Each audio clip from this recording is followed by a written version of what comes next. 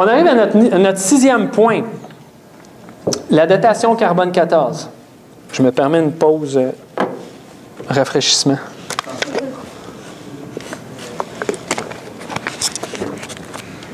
Qui a déjà entendu parler de la datation carbone 14?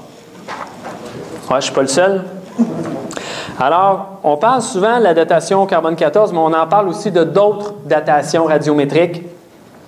On va commencer par voir d'où ça vient la datation carbone 14 et est-ce que ça prouve ou est-ce que ça infirme le créationnisme. Ce qui se passe, là où ça commence, dans l'atmosphère, il y a de l'azote.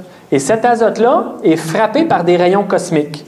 Quand cet azote-là est frappé par des rayons cosmiques, ça va créer des atomes de carbone 14. Vous voyez ici des rayons cosmiques qui frappent. Le nitrogen, c'est en anglais, mais c'est pour azote. Et là, donc, le carbone 14 va se retrouver dans une certaine concentration dans l'atmosphère. Je vais dire un chiffre rond, ce n'est pas ça du tout, là, mais je vais dire 1%. Il y a 1% de l'atmosphère que c'est du carbone 14.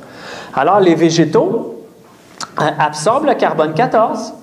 Et donc, qu'est-ce qui se produit? C'est que nous, êtres vivants, on consomme des végétaux ou on mange un animal qui a mangé des végétaux. Donc, on absorbe du carbone 14 durant notre vie. Alors ça, c'est un élément simple à comprendre pour le moment. Alors, qu'est-ce qu'on affirme? Pourquoi est-ce qu'on est capable de dater des objets avec le carbone 14? C'est parce que le carbone 14 est un élément instable. Tout ce qui est instable veut tout le temps aller vers la stabilité dans la nature. Alors, les éléments radioactifs, c'est ça qu'ils font. Ils veulent récupérer ce qu'ils ont perdu et retrouver leur forme stable. Alors, à la mort d'un organisme, on a du carbone 14 à l'intérieur. Vous voyez ici, représentation de molécules. Dans la deuxième étape, 5700 ans plus tard, la moitié de son carbone 14 s'est transformé en élément stable. Fait qu'il en reste la moitié moins. Fait qu'on va prendre des chiffrons, on va dire qu'il y avait 100 atomes de carbone 14 à la mort du poisson. 5700 ans plus tard, il en reste 50, la moitié. Qu'est-ce que c'est ça? C'est la mesure de la demi-vie. Quand on parle d'un élément radioactif, on parle souvent de sa demi-vie.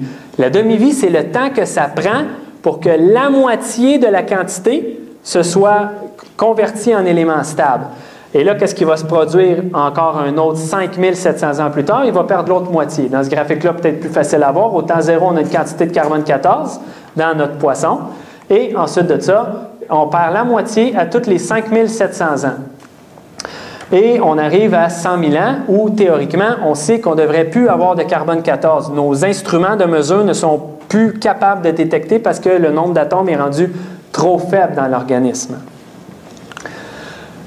Je vous pose encore une question. Ici, vous avez les époques géologiques représentées par les évolutionnistes. Époques géologiques dans lesquelles je ne crois pas, mais représentées par les évolutionnistes. On voit, il y a 650 millions d'années, on voit les premiers organismes pluricellulaires qui apparaissent à l'époque du précambrien.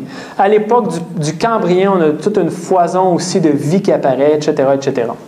Alors, si je m'en vais dans une strate qui a 200 millions d'années, au Jurassique, au Permien, et je m'en vais prendre du bois fossilisé, je m'en vais prendre du charbon, je m'en vais prendre un coquillage. Quelle est votre prédiction sur la quantité de carbone 14 que je trouverais si la strate elle a vraiment 100 millions d'années ou 50 millions d'années? Zéro. Devrait avoir zéro. Après 100 000 ans, puis là, on est généreux, on est beaucoup plus loin que ça. Ça serait quoi votre prédiction si vous êtes créationniste? Si vous croyez, non, pardon. Si vous êtes créationniste, c'est que vous croyez que la Terre a moins de 10 000 ans. Il va rester. Il en resterait. Il en resterait. En 10 000 ans, on a juste eu 2 demi-vies. Ça veut dire qu'il devrait rester 25% du carbone 14. Bien, partout où on regarde dans la croûte terrestre, il y a des quantités de carbone 14 dans à peu près tous les éléments organiques qu'on trouve. C'est un phénomène qui est connu depuis plusieurs décennies, avec lequel les évolutionnistes jonglent. Première chose qu'ils ont dit, c'est les instruments de mesure sont pas assez précis. Les instruments de mesure se trompent. Autre élément qu'ils ont dit, ils ont dit ça doit avoir l'humain doit contaminer les échantillons quand il les amène en laboratoire. C'est pour ça qu'on trouve du carbone 14. Donc, c'est important de comprendre ici. Je ne parle pas d'une spéculation, je parle d'un fait. Les évolutionnistes aussi sont tous d'accord avec le fait qu'il y a du carbone 14. C'est juste qu'ils pensent qu'il y a de la contamination ou ils pensent que les instruments de mesure ne sont pas précis. La problématique avec ça, c'est qu'avec le temps, les instruments de mesure se sont raffinés, puis là, il y a des technologies beaucoup plus performantes qu'au début. Et toujours, on trouve du carbone 14 en grande quantité. Qu'est-ce qu'on fait en plus de ça? On fait passer des tests d'acide aux échantillons pour être sûr d'enlever toute contamination qu'il y aurait eu par l'humain. Et on trouve encore des quantités de carbone 14.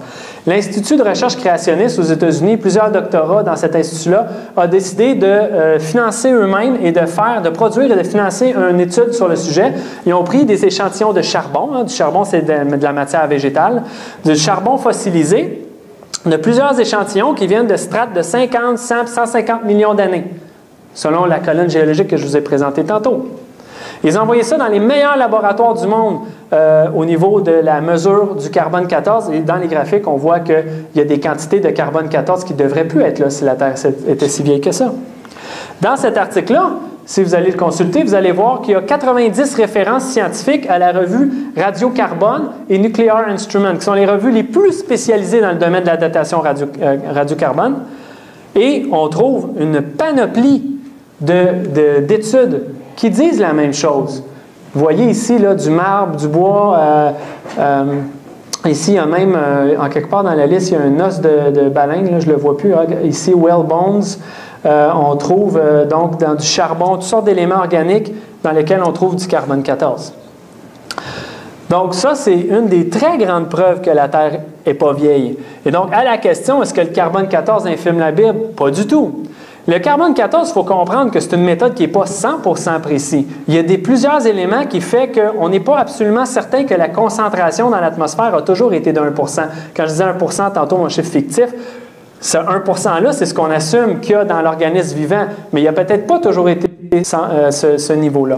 Donc, c'est pour ça qu'on ne trouve pas des quantités de carbone 14 qui sont parfaitement toujours à 25% quand on teste nos échantillons. Mais le simple fait de la présence du carbone 14 prouve hors de tout doute raisonnable que la Terre elle a moins de 100 000 ans. On ne peut pas avoir plus que 100 000 ans.